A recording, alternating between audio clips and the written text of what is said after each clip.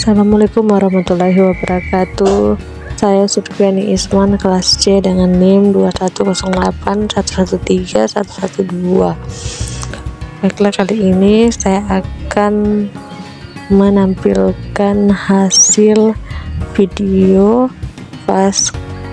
mata kuliah Creative Content Production pembelajaran PAI.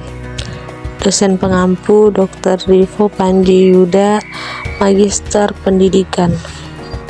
Di video kali ini kita akan membahas tentang wanita yang dirindukan surga. Menjadi penghuni surga adalah keinginan setiap manusia. Allah Subhanahu wa Ta'ala memang menjanjikan surga kepada hambanya yang taat terhadap perintahnya, tidak menentang apa yang seharusnya, melakukan perbuatan-perbuatan baik dan ibadah yang rajin. Jika kita mempertahankan keimanan, surga akan mudah didapatkan. Dari Imran bin Husain bahwa Rasulullah pernah menyatakan, sesungguhnya penghuni surga yang paling sedikit adalah kaum wanita. Dalam kisah Isra Mi'rajnya, Nabi juga dijelaskan bahwa Nabi banyak melihat kaum wanita di neraka. Nah, sekarang kita akan membahas 7 kriteria wanita yang dirindukan surga. Yang pertama, menjaga sholat 5 waktu. Yang kedua, melindungi kemaluannya dari zina. Yang ketiga, sabar. Yang keempat, taat kepada suami. Yang kelima, selalu izin kepada suami jika keluar rumah. Yang keenam, selalu berprasangka baik. Yang ketujuh, menjaga aib suami dan keluarga. Yang pertama, menjaga sholat 5 waktu.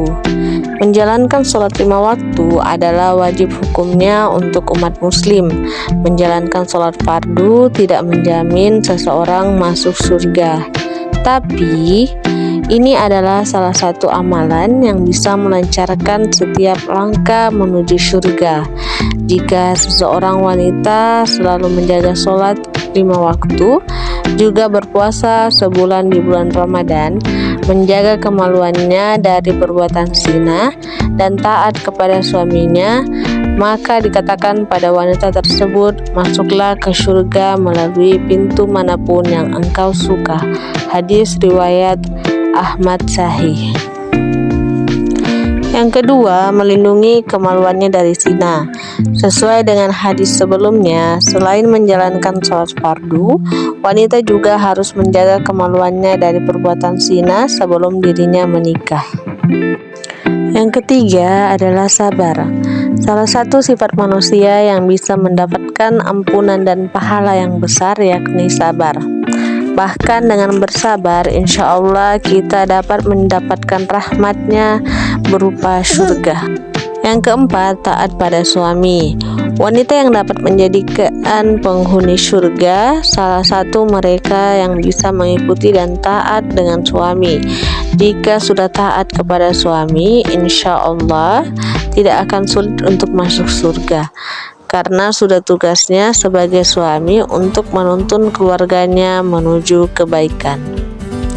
Quran Surah An-Nisa ayat 34 yang artinya, sebab itu maka yang soleh ialah yang taat kepada Allah lagi memelihara diri ketika suaminya tidak ada. Oleh karena Allah telah memelihara mereka, ia yang kamu khawatirkan nususnya, maka nasihatilah mereka dan pisahkanlah mereka di tempat tidur mereka dan pukullah mereka. Kemudian jika mereka mentaatimu, maka janganlah kamu mencari-cari jalan untuk menyusahkannya. Sesungguhnya Allah Maha Tinggi lagi Maha Besar. Kelima, selalu izin kepada suami jika keluar rumah. Seorang wanita akan rentan melakukan tabarruj jika sudah sering keluar rumah. Karena itulah Allah Subhanahu wa Ta'ala lebih memerintahkan seorang istri untuk lebih banyak di rumah dan izin ketika hendak keluar rumah. Quran Surah Al-Ahzab ayat 33 yang artinya, dan hendaklah kamu tetap di rumahmu dan janganlah kamu berhias, bertingkah laku seperti orang-orang jahiliyah yang dahulu, dan dirikanlah sholat, tunaikanlah zakat, dan taatilah agama dan Rasulnya. Sesungguhnya Allah bermaksud hendak menghilangkan dosa dari kamu, hai ahlul bait, dan membersihkan kamu sebersih-bersihnya. 6. Selalu berprasangka baik. Berprasangka buruk kepada siapa saja adalah perbuatan yang akan menimbulkan ketidakharmonisan dan dosa. Sebaiknya untuk selalu husnuzon kepada siapapun. Quran Surah Al-Hujurat ayat 12 yang artinya, hai orang-orang yang beriman, jauhilah kebanyakan prasangka atau kecurigaan, karena sebagian dari prasangka itu dosa. Dan janganlah mencari-cari keburukan orang, dan janganlah menggunjingkan satu sama lain. Adakah seorang di antara kamu yang suka memakan daging saudaranya yang sudah mati? Maka tentulah kamu merasa jijik kepadanya. Dan bertakwalah kepada Allah, sesungguhnya Allah Maha Penerima Taubat, lagi Maha Penyayang. 7. Menjaga aib suami dan keluarga. Masalah memang selalu datang kapan saja, tapi tak seharusnya kita mengumbar aib kepada siapapun, baik sudah memiliki suami ataupun belum. Wanita yang berhasil menjaga aib dan berbuat baik kepada suami dan orang tua tentu akan menjadi wanita penghuni surga Allah Subhanahu wa Ta'ala. Nah, sekarang kita akan membahas tentang keistimewaan wanita. Ada 3 keistimewaan wanita. Yang pertama, wanita sebagai makhluk mulia yang harus dijaga. Yang kedua, wanita adalah karunia. Sedangkan yang ketiga, kedudukannya saling melengkapi. Wanita sebagai makhluk mulia yang harus dijaga. Allah berfirman dalam Quran Surah An-Nisa ayat 34 yang artinya, laki-laki atau suami itu pelindung bagi perempuan atau istri, karena Allah telah melebihkan sebagian mereka laki-laki atas sebagian yang lain perempuan, dan karena mereka laki-laki telah memberikan nafkah dari hartanya. Hal ini menjelaskan bahwa wanita diciptakan sebagai makhluk mulia yang harus dijaga dan dilindungi. Allah menciptakan keindahan bagi wanita bukan hanya sekedar fisik semata, namun juga keindahan hati dan pikiran.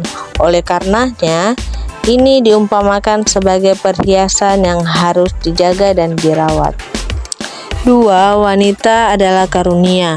Allah Subhanahu wa Ta'ala berfirman dalam Quran Surah An-Nahl ayat 72 yang artinya, dan Allah menjadikan kamu pasangan suami istri dan dari jenis kamu sendiri, dan menjadikan anak dan cucu bagimu dari pasanganmu, serta memberikan rezeki dari yang baik.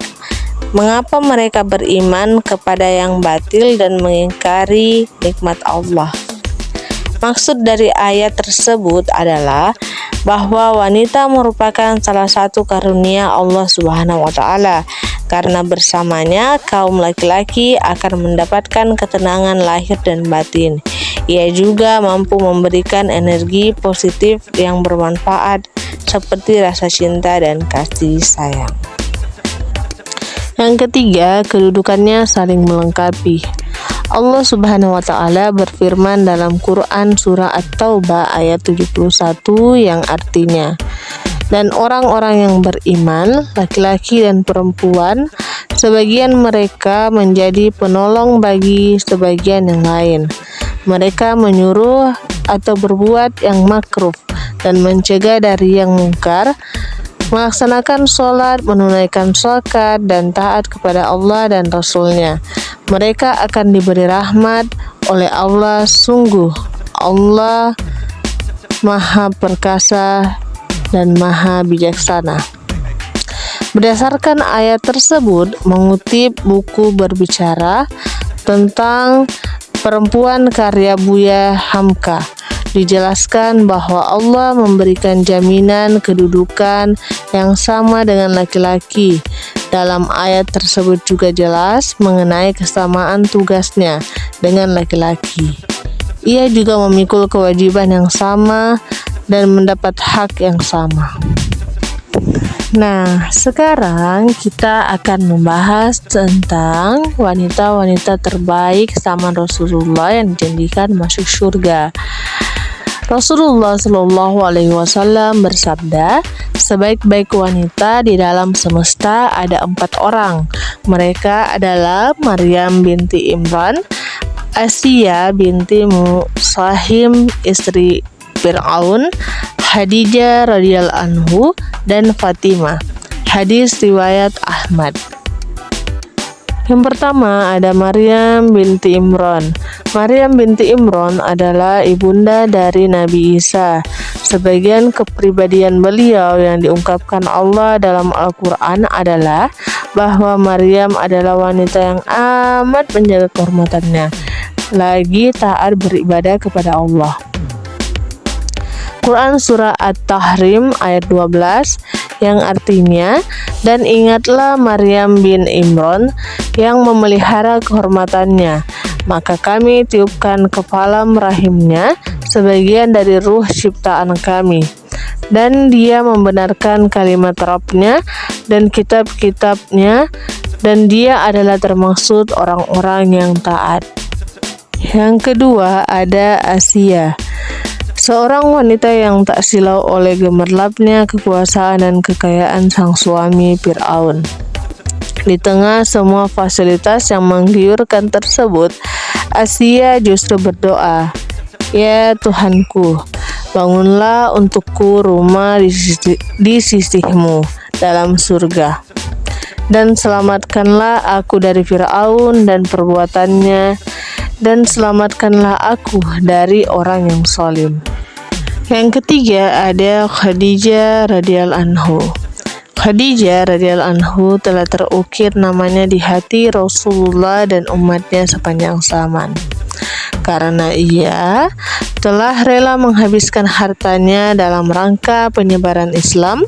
Ia pula yang menghibur baginda Nabi ketika Nabi terguncang menerima wahyu pertama. Khadijah segera tampil dengan nasihat dan semangat kepada Nabi. Yang keempat ada Fatimah.